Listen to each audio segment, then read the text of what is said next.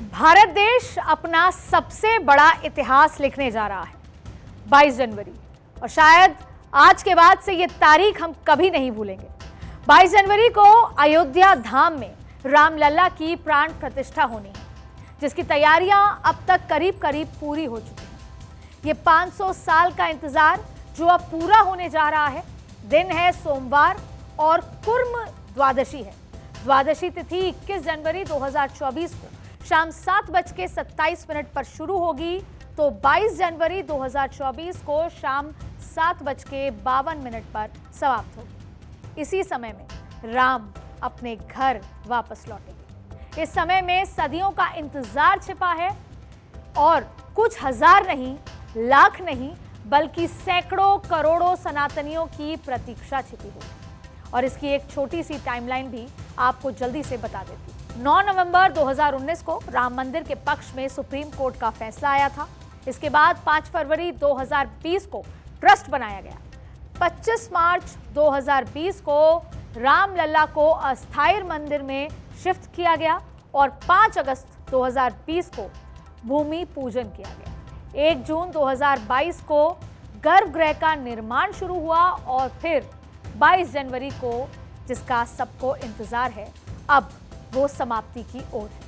ये भारत के लिए ना सिर्फ ऐतिहासिक बल्कि भावनात्मक तौर पर एक बड़ा दिन होने जा रहा है। साल 1528 में मुगल बादशाह बाबर के समय अयोध्या में मंदिर की जगह बाबरी मस्जिद बना दी गई थी, और अब भारत अपने इस इतिहास का रीइंकार्नेशन करने जा रहा है। अब आप सोचिए कि मुगल राज भी खत्म हो गया, अंग्रेजों के 200 साल का राज भी खत्म हो गया, आजादी मिले 76 साल से ऊपर हो चुके, और अब आप कल्पना कीजिए कि इन 500 सालों में ना जाने कितनी पीढ़ियां चली गई।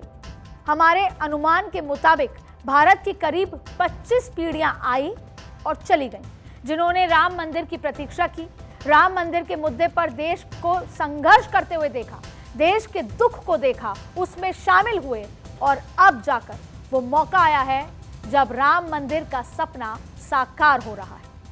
आप में से कई लोगों ने वो दौर भी देखा होगा जब राम मंदिर के लिए आंदोलन हो रहा था। तब क्या कभी किसी ने भी ये सोचा था कि 2024 आते आते रामलला अपने घर वापस लौटेंगे?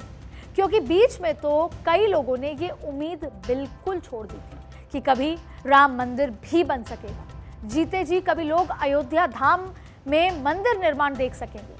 लोगों ने ये उम्मीद तक छोड़ दी थी, क्योंकि कई सालों तक लोगों ने इस मामले को राजनीति और न्याय व्यवस्था के बीच फंसा हुआ देखा। इसीलिए ये बहुत संयोग और सौभाग्य की बात है कि आज का भारत अयोध्या धाम में राम मंदिर को बनते हुए देख रहा है। और हाँ, बहुत सारे लोग एक सवाल करते हैं कि राम मंदिर बन जाएगा तो क्या हो जाएगा, क्योंकि उनके लिए जवाब भी यही है कि भारत देवी देवताओं और मंदिरों का देश है, भारत आध्यात्म का देश है। भारत में धार्मिक पूजा, त्योहार आदि काफी बड़े पैमाने पर मनाए जाते हैं, हर घर में।